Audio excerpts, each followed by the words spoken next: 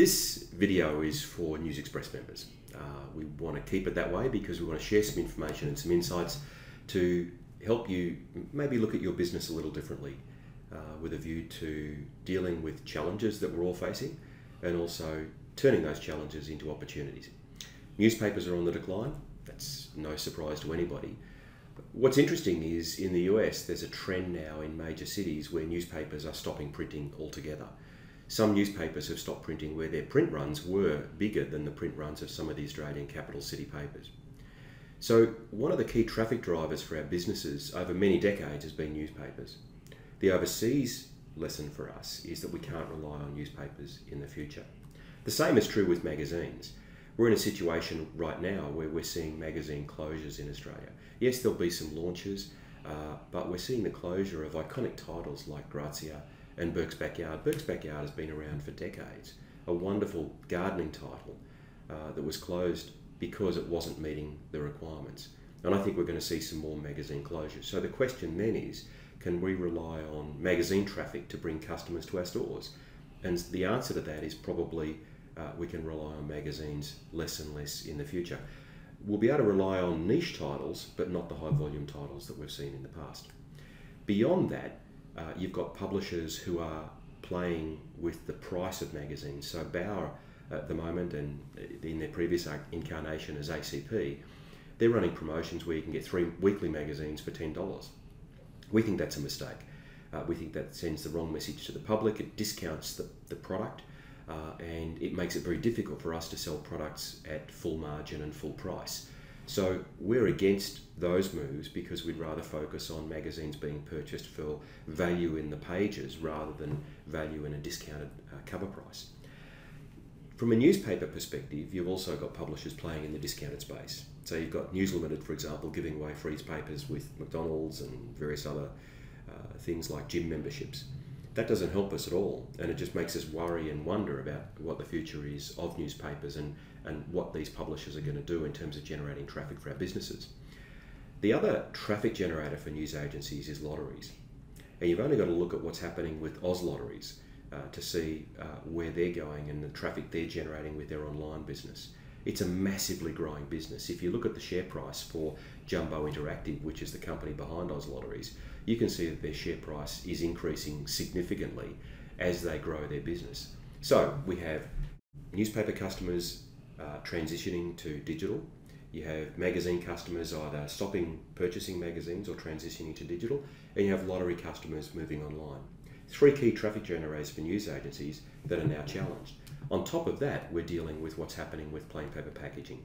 So tobacco products, which previously were generating excellent traffic for our businesses, are no longer generating that excellent traffic. Those 4 areas combined make it worthwhile for us to look right now at what's happening within our businesses and look at some benchmarks that are useful. Now, these are News Express specific benchmarks designed to give you an idea of where your business might sit compared to other news agencies. The basket depth that we think is a News Express average basket depth, and we're looking here at businesses extracting lottery sales and just looking at other products, greeting cards, magazines, newspapers, stationery, things like that. The average basket depth that we consider to be a reasonable benchmark is 1.58 items. That is 1.58 items on average per sale. You can easily get this from your software, have a look at it, compare your figure to the 1.58 figure.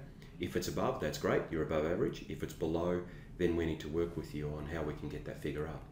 The other benchmark that I'd like to look at is your gift to card ratio.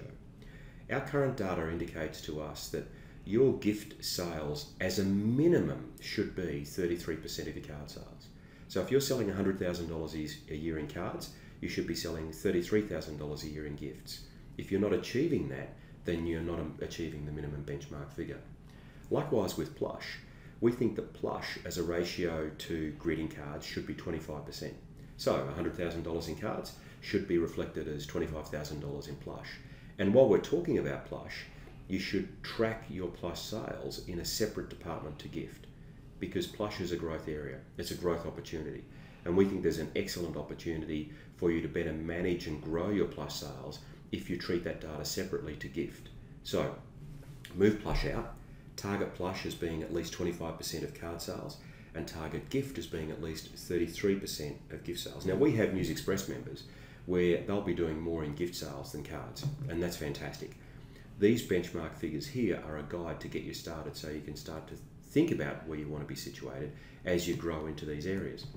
Stationery is also interesting. Pens should be at least 33% of your overall stationery sales. That's a good guide. And when we say pens, we're talking here about premium pens as well as everyday pens.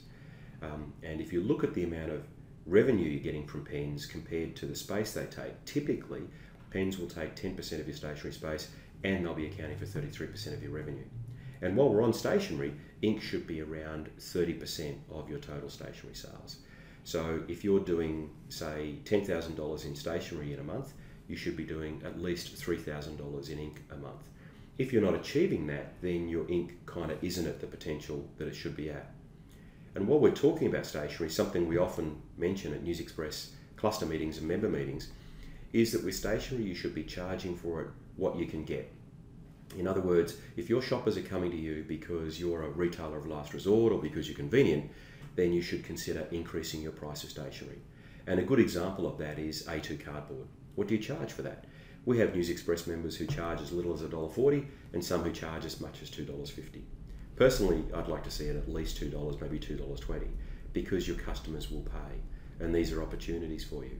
From a News Express point of view, our goal is to give you information with which you can benchmark your business, give you information to encourage you to improve your customer traffic, to help your existing customers buy more, and for you to make a higher margin in each item that you sell within your business. This video is part of a series of videos that we're producing to share information. The reason we're doing it as a video is it's something that you can watch again and again and you can share with staff members. And we're going to create a library of resources that you'll be able to access over time, as often as you want, whenever it suits you. Hope it's been worthwhile, and we'd certainly appreciate your feedback. Thank you.